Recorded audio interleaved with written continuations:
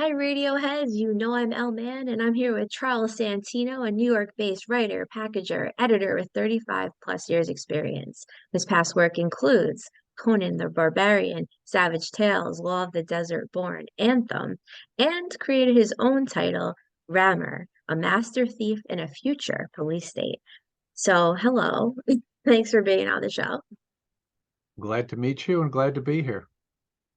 So, you're working on Rammur. I'm interested. What is Rammur?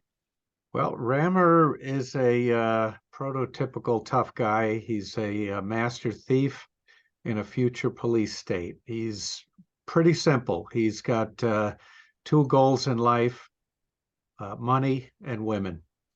And Okay.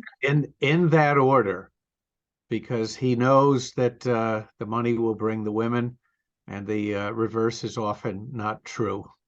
Yeah, yeah, that's true. Actually, I say this all the time, and I got this from the Facebook profile of an insurance scammer and a drug dealer in Florida. I don't know what he's doing now. And he wrote on his Facebook profile, "You'll you'll lose a lot of money chasing women, but you won't lose any women chasing money." Yeah, that's pretty much it. And we should mention that Rammur is spelled Rammur. Hmm. Reason for the bizarre spelling, I wanted the web address for the character's name. Hmm. Originally, his name was Rammur, Rammer, but that was taken by a European manufacturer of road paving equipment. So I thought, how about Rammar, pronounced pretty much the same. That was taken by a chain of grocery stores in Turkey. So I was Right. running out of vowels at that point. I said Rammur, that was available. So I grabbed it.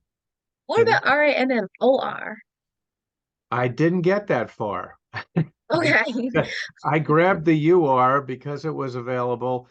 And I thought, well, because this takes place in the future, that sounds a little strange, that name, but I figured that would be appropriate. I later found out that it is actually a real first name of Right. in India. It's Interesting. yeah, Yeah. but I figured, okay, well, that just makes it even a little more weird. Yeah, it is interesting.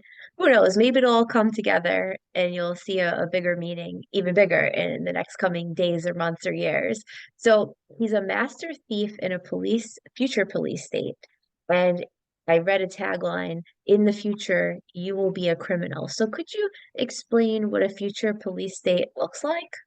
In this particular case, they have pretty much perfected clean and almost costless energy, hydrogen, Okay. hydrogen, and fusion. So a dictatorial, tyrannical police state in the future, in this future, is able to run a pretty decent economy Okay. and yet keep the people under control. So poverty hasn't been eliminated, but because energy is almost free, there's actually a pretty high standard of living, except there's very little freedom. And Rammur is a he's not a member of a gang, although he does partner with people at various times. But basically, his goal in life is to steal enough money to live and have a good time Hmm. until he runs out of money and needs to steal again. And Overachiever. he's pretty straightforward. So all of the stories are basically heist stories. They're crime stories, and they involve him trying to get away with stuff. And sometimes he's successful, other times he's not. So is any of this based on truth? Is he based on a real person, or do you feel like we will have a future police state that is like this? Or is it totally fiction? It's totally fiction. I wanted to have a future that was a little different than other futures. The dystopian futures are usually post-apocalyptic, where everything Hmm. is in ruins. But I wanted to have a kind of clean, nice future where everything is kind of antiseptic, except there's very little freedom because the government, it's a one world government, runs the whole planet. And Rammur's trying to figure out ways of pulling off his heists and staying under the radar. Hmm. Now, according to conspiracy theorists and Mark Torres, it came from the radio host, as you listeners know. He referred to me as a conspiracy theorist earlier because based on my questions and comments earlier for another recording. And a lot of them say, these conspiracy theorists, that the future will look like a lot of things that you describe. Are you pessimistic or optimistic about the future of the United States? And Neither. why? Yeah, neither. I think that things can go either way. They can go any Hmm. way. It's really impossible to predict what's going to happen. But as far as conspiracy theorists go, there's a saying that goes all the way back to the 60s. Just because you're paranoid doesn't mean that they're not after you. Right, right, right, right. Yeah, yeah. Okay, so my last question about the future. Do you think there's going to be more criminals in the future or less? And then we're moving on. Uh, I don't know, but the tag phrase that I use for a part of the comic, "In the future you will be a criminal," it Hmm. it simply means that the police state will find a way to find an infraction that you've done. The Soviets used to say, "Show me the man, and I'll find you the crime." Hmm. Like if you Hmm. look hard enough into anybody's life, you're going to be able to find that they've transgressed some law. Right, And right. so there won't be more criminals in the future, but if we go into a police state, there'll be more crime because the police state will simply decide uh, that whatever they need to be a crime is a crime, and a simple traffic infraction could wind up in jail for 5 years simply because they don't like your politics. This reminds me of marriage because let's say you go digging in your significant other's phone or computer. If you look hard enough, you're probably going to find something that you don't want to see that Well, might incriminate them. you're certainly, if you're looking for something, you're going to find something that you certainly can question and get Right, and get paranoid about. But I think for sure. a lot of times that just reflects on your own insecurity. Yeah, it usually does. Although I will say, the one time I walked across campus, I'm almost 39, when I was at American University, I couldn't sleep one night. And I took two NyQuil, which is a lot for me. And I couldn't sleep. I knew something was wrong. But very simply put, I couldn't sleep all night. I knew something was wrong. I walked over to campus. What happens? There's a woman or a girl in my boyfriend's dorm room, and I just knew. And anytime I've thought that something's going on, I'm right. So I don't know. Back to you now. What Totally what switching what gears. what time of the night did that happen? I'm sure a lot of things happened all through the night. But in the morning, I walked to campus. I lived off campus. He did not. And I see the girl that I never trusted, and she's in his room. And I knew it. I knew something was happening. I just couldn't sleep that night. Something told me. And I've predicted people's deaths before. I knew people were going to die. I've even warned people that have died and been resuscitated that you're going to die. Watch out. So I've predicted a lot of things. Yeah, I'm on the fence when it comes to psychic stuff, although everybody I think has had certain experiences that feel like psychic experiences. I had Hmm. a dream a couple of weeks ago, uh, and in that dream, I was with somebody that I have collaborated with in the past. And I rarely think about the guy, and I certainly don't remember him ever showing up in a dream. I hadn't spoken to him in months, but there he Hmm. is in this dream. And I wake up and I think, oh, that was kind of odd. We were kind of Yeah. we were hanging out, and he called me that day, the day I Yeah. woke up, and I thought, well, this is really bizarre Yeah. because I haven't spoken to the guy in months. I never have had a dream that he appeared in, as far as I remember. And there you go. Now, it could be just a total coincidence, but Yeah. sometimes I think that there are vibrations, and Hmm. there are vibes out there, and there are things in the ether that get into your head, and it's Hmm. totally inexplicable. Yeah. I got so many stories. I'll give you one real quick one. I was in a Whole Foods parking lot. So many stories like this. And I just thought of a stupid, silly thing that if I knew I was going to die, I would call a spade and an insulting word, right? So I hired a trainer at the time. I only hired two trainers ever. And I was just in this parking lot randomly. I said, you know what? I'm going to message Ray because I feel like he would know what it feels like to be on the brink of death. Because you call a spade and a blah, blah, blah. I go to his Facebook profile.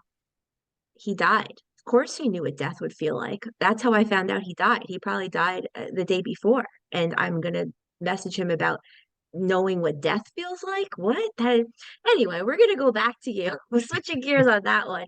So I listened to another interview of yours, and you make a lot of sense.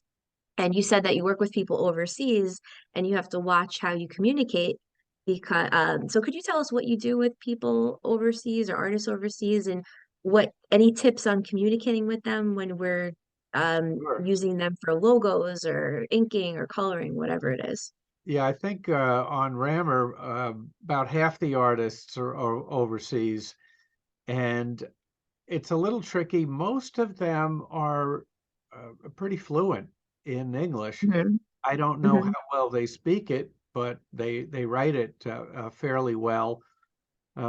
I've worked with artists in the Philippines, in Brazil, in Argentina, in Italy, and most of them, I think their English is very good. But you just have to be careful and use language very simply. Although, Hmm. if they see a word that they don't understand, they can always just look it up and see and try to figure out what it means.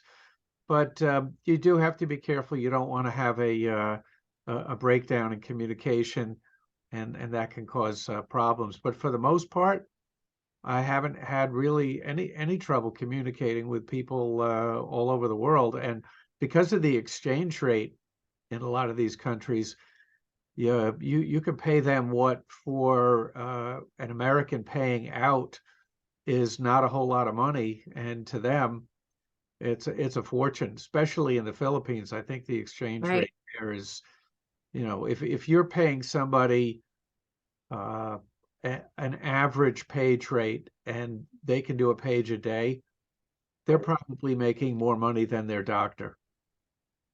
Wow. Yeah. Wow. I didn't know it was that type of Yeah, discrepancy. it's pretty Wow. extreme. Even in Argentina and Brazil, the exchange rate is good enough that if they're working for an American publisher, they're really happy with what they're earning. And I try to pay a decent page rate when I'm hiring artists. Every once in a while, there'll be somebody that's slightly out of my price range, and I can't use them. But I Mhm. try to have a deep bench of potential artists that I know I can work with as far as page rates. And so if an artist drops out, or I just need more artists, more work, I've got people on a list, and I can work with them because they're good and they're in my price range. Right. And it seems like a page a day is a common goal for a lot of artists making comic books. Is this true? It is unfortunately very few artists can do it these days. Back Mm. in the old days, you had guys like Jack Kirby doing penciling 5 pages a day, Wow. Okay. and That's a lot. other guys like Steve Ditko, Joe Staten, an artist, an American artist who recently retired for the most part. He used to be able to do 3 pages a day. But Okay. I work in a very simple style. Rammur's style is kind of the animated style that the 90s Batman comics did, the tie-ins to the animated cartoons. So the style is fairly simple.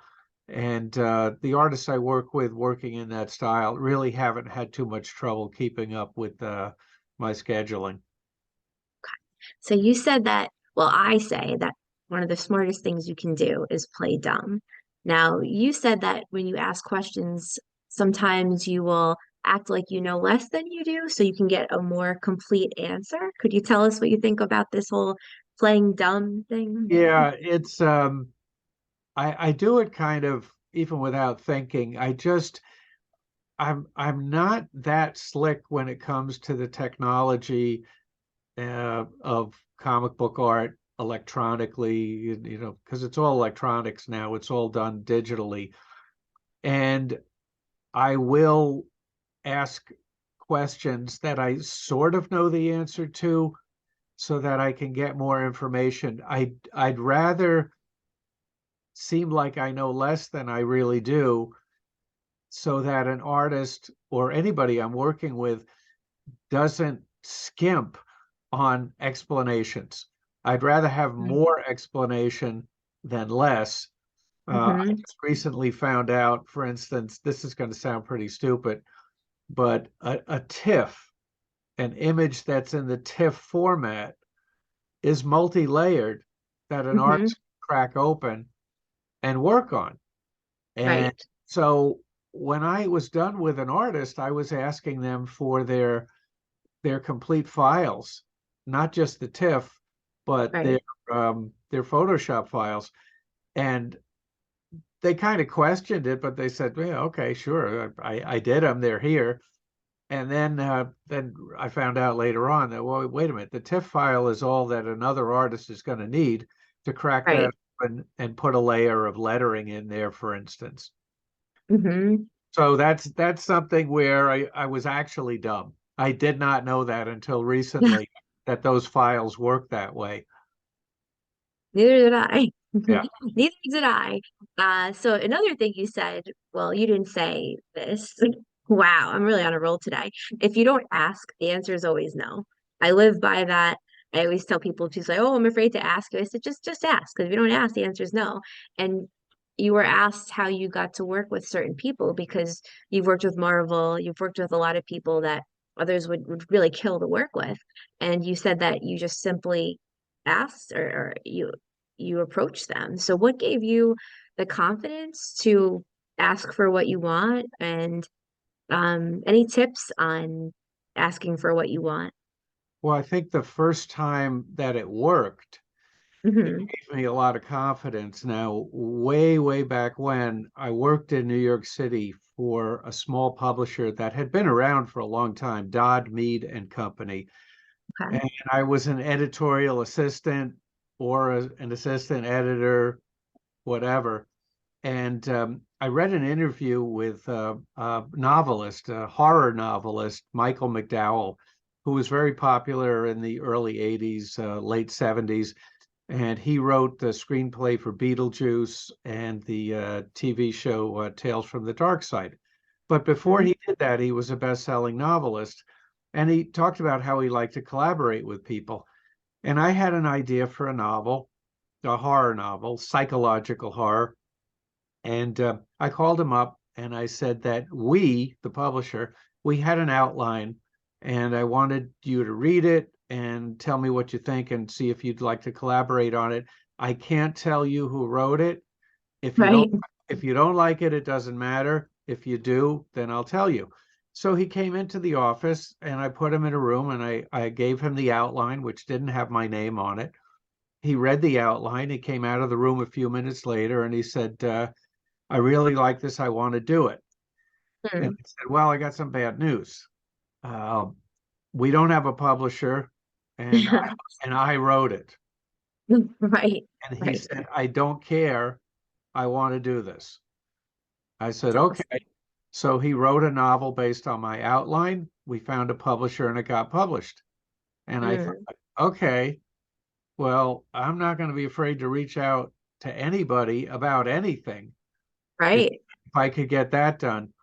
It, Yeah. in fact, today it happened.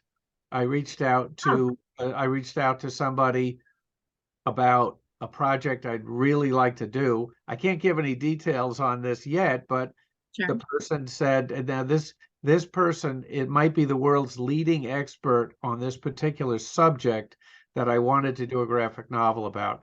And I said, I don't have the knowledge and the background that you have, but we can collaborate and we can put together a graphic novel based on this topic, which you are an expert on. And Hmm. the person immediately said, yes, what do you need me to do? So I thought, Okay. okay. And this is, if you present yourself with your credentials and you look like a professional, you act like a professional, you sound like a professional, Mm-hmm. people are going to respond to that. Yeah, totally true. So my last final question, we'll close up shop with this one. Um, I feel like you've been successful, maybe because you're lucky, but I think you have the right tools in your mental toolkit, and you seem to me like a solutions-minded person. So, what tools or tips can you give to anyone listening on how to be successful? And then tell us where to find you, your website, your Instagram, your Facebook. I would say that the secret to success is to just keep going Mm-hmm. and be focused and keep things as simple as possible and don't try to follow trends. Do what really interests you. When I write a comic, I don't think, what do people want to read? I think, what do I want to read? I Mm-hmm. I want to create the comic book that if I saw it in the shop, I would go, wow, I have to read that.